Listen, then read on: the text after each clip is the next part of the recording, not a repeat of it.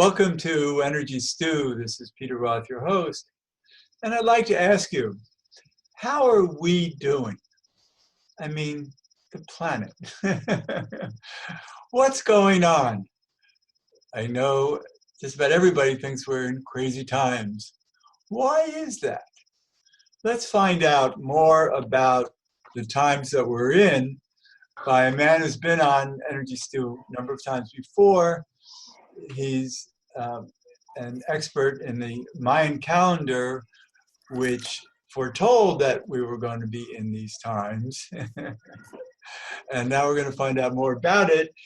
He's the author of The Global Mind and the Rise of Civilization, The Quantum Evolution of Consciousness. Carl Johan Calleman. Carl, welcome back to Energy Stew. Oh, thank you, Peter. Good to be back with you. I'm so excited to talk with you because so many people are very confused and they don't understand why we need to be where we're at now. Yeah. And yet we do need to be where we're at now. Well, at least that's where we are now. At least we're now at the place we are. Yes. Yeah. All right. Well, and you might say there are a lot of phenomena that we haven't dealt with appropriately and handled and so forth. So there is a process going on that that requires change on our part. Still, I mean, yes. Right, and the Mayans foretold change, and not only change, but change in patterns. And they, these are the patterns that we're now in. And a lot of people don't understand how controlled our world is by patterns. Yeah. Yeah. We think we look at reality objectively and make our decisions based on that. But in reality, we are sort of stuck in, or we may be stuck in a set interference pattern of the waves that are creating our reality. And in my view, this is really unknown knowledge to most people. And so it's the people are not even looking for the means to deal with it, I would say. Or I shouldn't say generalized like that, but in the big picture of things, that's I think there's a lot of people that have not studied really what is behind the situation here. Right. You might say that overall our society is sort of based on a materialist worldview where we are reacting to what is happening on a more physical level, or what seems to be physical events in our reality. From the perspective of the Mayan calendar, what is driving our evolution are more like an underlying waves of creation, which are invisible, and yet they are influencing us. They are influencing our contact with the center of the universe, what you might call the divine, and in that way they are providing an underlying pattern for what is happening in our lives. Right, and these interference patterns are kind of like the way oysters create pearls. They do it from interference. and so we are evolving as a universe, and certainly on our planet, the hard way of bouncing around, making a lot of mistakes, and learning to be smarter. But it's almost as if we can't help anything, because most people think consciousness is haphazard and, as you say, we're reacting to circumstances. And yes, we are, but are those circumstances not in the patterns that we're reacting to, or is everything part of the patterns of evolution that have brought us to this place of that's called the ninth wave, and these other waves that are all at play right now. It's not like the other waves stop and the ninth wave takes over. It kind of, builds on No, top. I, I wouldn't say that the other. That's why the situation is more complex and problematic. Is that the other waves have not stopped. They continue. What happened in the year 2011, however, was that the ninth wave was activated on top of all the other waves that have been running previously, and is added to it. And it does hold a kind of a promise. People that really find a way to resonate with it will also be able to find a path towards another kind of consciousness, a unity consciousness, Right. or maybe even a direct channel to the divine, if you like. But the whole thing that makes things difficult is that this is in contrast to several other lower waves, lower frequency waves that continue to run and does not have that particular property.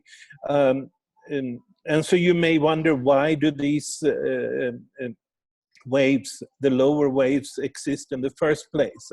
Well, it seems to me that the creator wanted to create a universe, and part of that was that we, the humanity, should be given a chance to develop a civilization and become fully self-aware. And these lower waves actually have contributed to that. It's like if everything is just unity, nothing will be created. And so that's why below this ninth wave of creating a unity consciousness, that below them there are a number of waves that are much more difficult to handle, I would say, and have polarities, dualities inherent in them, that sometimes have had very negative consequences, in addition to helping us create a civilization and become self-aware of our own existence. Right. And presumably this is what the creator wanted. That's all I can say. It's sort of beyond me to go deeper, I think, than to guess that. Of course. And yet, let's look at how this creation is evolving. And I think talking about perhaps the sixth wave, which has been in this decade one of the more difficult waves to deal with, because it really also went from what you call day to night. Yes. Beginning of the decade, and we're in night now, which means that from what I know, I've read your book a number of times, that the day was the last almost 400 years of the rise of the current civilization that now is falling and going into night. And it doesn't mean it dies, it just means it has to change dramatically. And really, these Western civilizations that have periodically, like a sine wave, have appeared and disappeared. Mostly, they disappeared due to the inabilities of humanity to maintain appropriate behaviors and clarity to maintain civilizations, and which is what's happening now. There's so much greed and corruption that it had to defeat itself. Mm-hmm. And so we have to correct that somehow. And maybe we need the nighttime to be able to do it. Yeah, sure. That's almost what happens automatically when you go through these kind of shifts.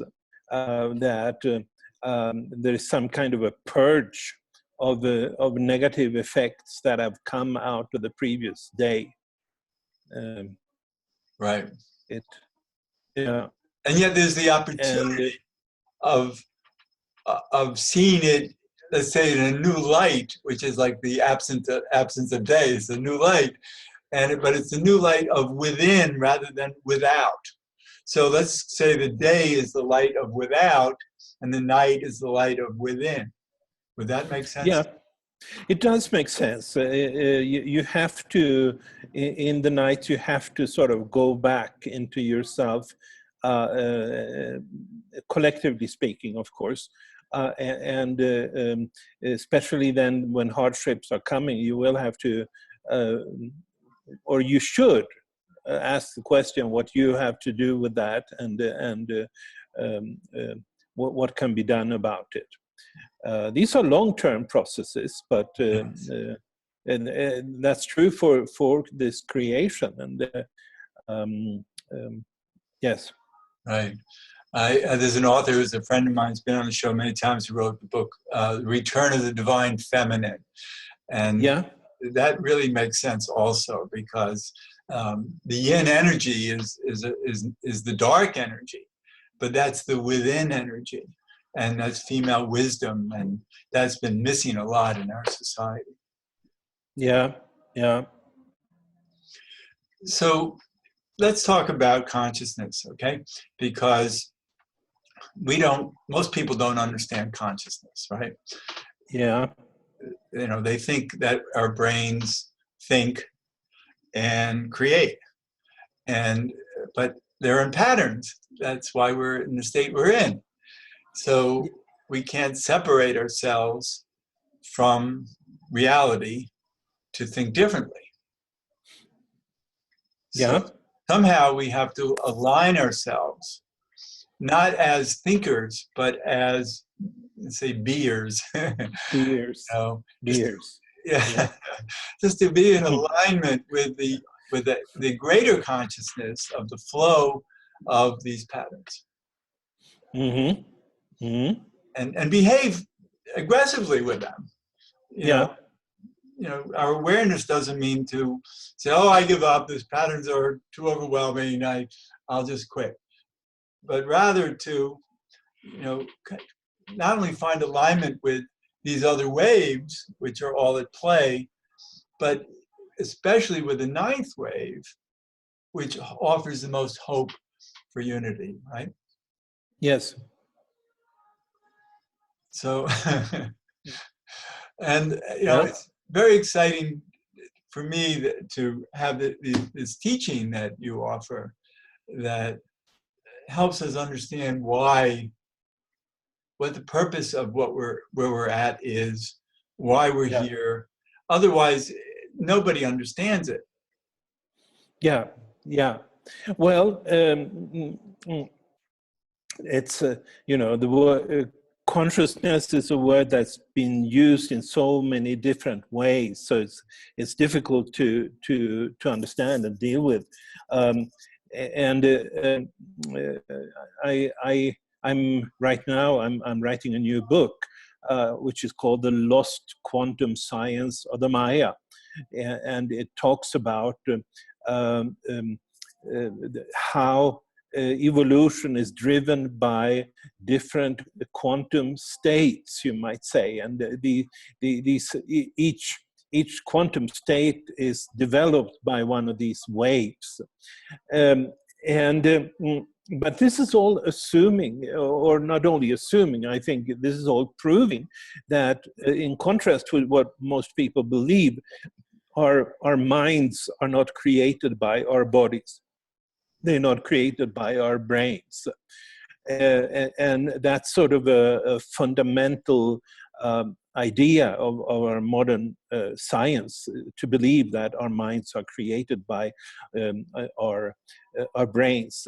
And it's a mistake that causes a tremendous amount of confusion, and it also blocks people from learning to follow along with the waves, because if you think that your mind is created by your brain, you will not think there is any evolution of consciousness out there for you to adapt to and to follow and to learn to relate to. I think there's overwhelming evidence now that we actually download very much of how we see, look at the world. What we can download, is somewhat like computer programs that you have different versions, 1.0, 2.0, 3.0, and you will get different experiences of reality depending on which one of those you download. But But if you're you're talking downloading, about intuition. You're talking about downloading, in other words, tuning into the universal consciousness. yeah, you might, yeah, I would say so, yeah. Right. And see, I don't believe, I think that most people think that they have to be responsible for their minds. But if you're responsible for your mind, then you're going to plan all your thoughts. And I don't know if anybody can plan a thought. No, I don't think so. So that means we just have thoughts. So if we just have thoughts, where do they come from? Yeah, So they're that's coming right. from some other place anyway, not our mind. Yeah. Not their mind. The mind is more like an organizing structure, I would say, an organizing geometry for our thoughts. The mind is not the same thing as our thoughts. But maybe we could say it's an organizing principle for our awareness, because we're just having thoughts, but our awareness is always very present. It's probably the most real thing we have, is just to be aware. Yeah. And then the thoughts help our awareness have a language. Yeah. And from that language, it's a language of words, it's a language of sight, of smell, of hearing. It's a language that gives our awareness purpose and reality. Otherwise, pure awareness is just being pure God, let's say. Yeah. Right. I suppose. Yeah. Right. So what you're suggesting is to become aware of all of these waves, of all of the patterns that we're here to live in, and learn how to optimize it. Yeah. I think so. Yeah. And so you're, and as well as sort of finding ways of healing. I think that's of the consequences of some of these waves. Sure. Duality usually requires healing, or the effects of duality. That's for sure. And, yeah. And yeah. Yeah, so we're in that stage now where we do have to reach, even though maybe we can't purposely think to reach. People, their intuition allows them, for instance, to hear this radio show, which plugs into that higher mind of theirs, which creates more purpose of being more aware of these waves, being more, because I want to talk about this ninth wave right now, and I do have the calculator that people can download to their computers. Good. And I was looking at it before we started today, and see that we're in the fourth day of the ninth wave right now, that goes for, I think was it 17 days or? It goes for 18 days. 18 days, okay. So we're in the fourth day now, and so we're rising. So we're coming into a time of greater consciousness of unity for the next 18 days. And then all of a sudden we go into the night of it, where we're just bumping around for a while. Yeah. So to keep track of that, then we can maximize when we can tune in better, right? Yes, I think so. And it tells you something about what your individual purpose is as part of developing the ninth wave. I love that. Because It's in the day periods, in the rising periods, that you get support for that, or more markedly so. So it doesn't have to be like what seems to be like how should I say, a huge altruistic thing.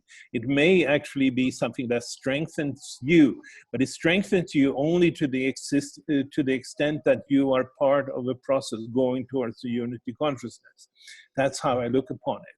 Right. So in my own experience, I do find that I have usually more positive experiences in these day periods, and some of them doesn't seem to have anything to do with the big picture, I would say, but they do have to do with helping me become part of it. And in the night periods, in the valleys, you say, then usually I don't have those experiences. I still do the same things, but I don't have the feeling of things manifesting as easily as they do in the days. So it's perfect that we're doing this radio show now. Yes, in the day. yes, very much so, very much so. Good. And it's not an accident, I think. Yes. Right. And then also, almost all the other waves are in night right now. The seventh, eighth wave. Yes, they all are. They all are, which means it's a great challenge, in a sense, to be in that kind of a quantum field. I think it is September 21st, then the eighth wave will be changing into a day phase. And when it comes to more powerful changes, it's not until 2031 that the seventh wave will go into a day phase. And as we will approach that, we're not at the bottom yet of this night of the seventh wave, but as we approach that, I think things will be look more positive than it does at the current time. That's helpful to know. Yeah, we do have to wait until 2031. well, the seventh wave. Has a period, or I should say a day or a night is about 20 years in them. So, and we're not still at the very bottom of it. And what's the struggle of the seventh wave? Sorry? What's the struggle of the night of the seventh wave? Well, I think that's really what we see in the form of nationalism in certain parts of the world. It's also, politically speaking, we see a tendency to either dictatorships or at least strong men, so to speak, and these are things that are. These are opposite things of what is coming out of the days of the seventh wave. The seventh wave, when it first started in 1755, it really was a wave that introduced democracy in the world, and it was also a beginning of global collaboration that really hadn't existed before that point in time. So we can see these things as being products of the days of the seventh wave. Now, when they turn night, you often see the opposite phenomena coming forth, and that's what we're still experiencing a lot. And this is a political level, but it certainly is something that influences the human collective in a very blocks the development of a more cooperative, more democratic mentality that's really part of the days of the seventh wave. Well, could that be balanced by the night of the sixth wave? Because the sixth wave is an imbalance in society, And now that we're in the night of it, it creates more of a drive towards balance. Yes, it does. It does. Yeah. So we can at least, there's hope there that the seventh wave isn't alone causing havoc. No. Yeah. Yeah. Plus Yeah. it has a ninth wave opportunity of unity. Yeah.